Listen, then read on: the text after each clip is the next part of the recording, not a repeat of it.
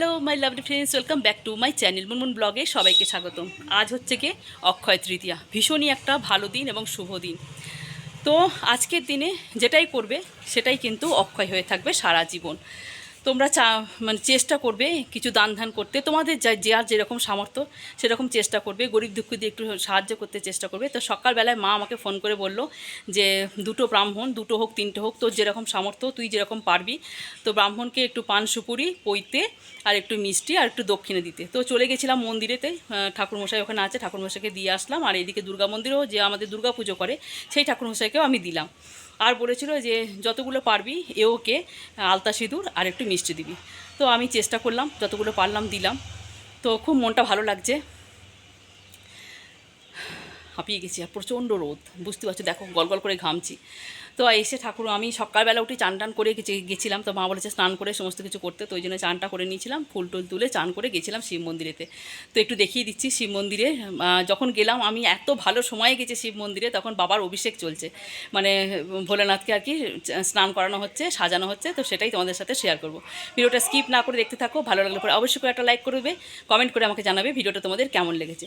সবার দিনটা খুব খুব খুব ভালো কাটুক।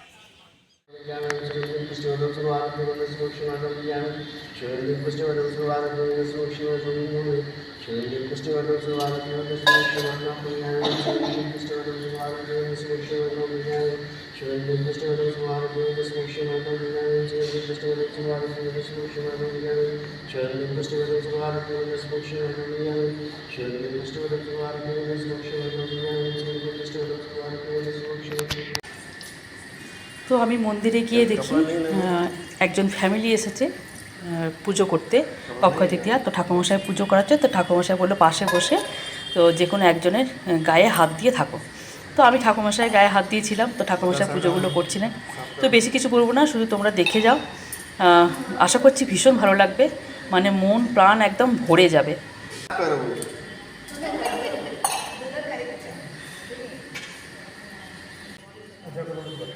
তো বাবার মাথায় জল ঢালা কমপ্লিট হয়ে গেছে, সবাই মিলে বাবার মাথায় জল ঢাললাম। এরপর ঠাকুরমশাই ভালো করে গা মুছিয়ে দিচ্ছেন।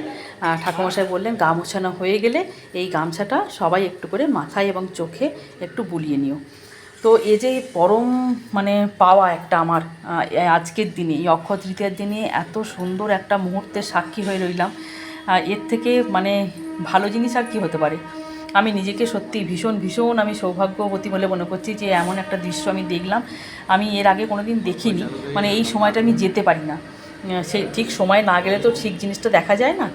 তো যাই হোক, আমি ঠাকুরমশাইয়ের কাছেই বসেছিলাম, যেহেতু ঠাকুরমশাই আমার চেনা। তো ঠাকুরমশাই আমাকে বললো এইখানটাতে বসো।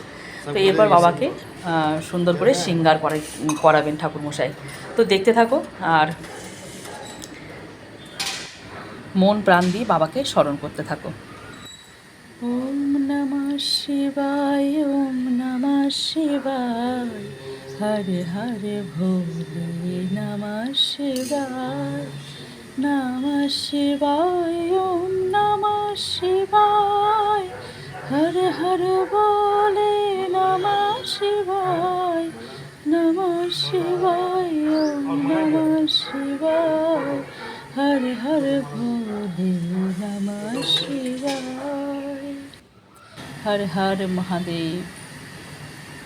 ওম ত্র্যম্বকং যজামহে সুগন্ধিং পুষ্টিবর্ধনং উর্বারুকমিব বন্ধনং মৃত্যুর্মোক্ষীয়মামৃতায়।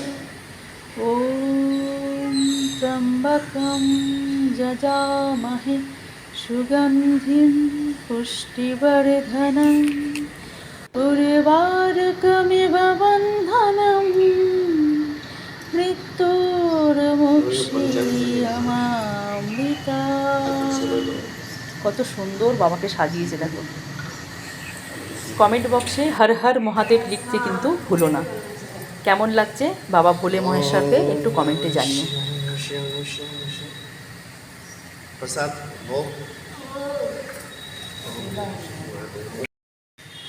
মালা চন্দনে ভোলেনাথকে সাজানোর পর ঠাকুরমশাই সাজিয়ে দিচ্ছেন বেলপাতা আর জবা ফুল দিয়ে। আহা কি অপরূপ দৃশ্য। কি অপরূপ লাগছে ভোলেনাথকে। बहुत सुंदर। এরপর শুরু হবে বাবা ভোলেনাথের আরতি, দেখতে থাকো। तमेव माता च पिता तमेव तमेव बन्धु सखा तमेव तमेव मित्रं तमेव तमेव माता च पिता तमेव तमेव बन्धु सखा तमेव तमेव मित्रं तमेव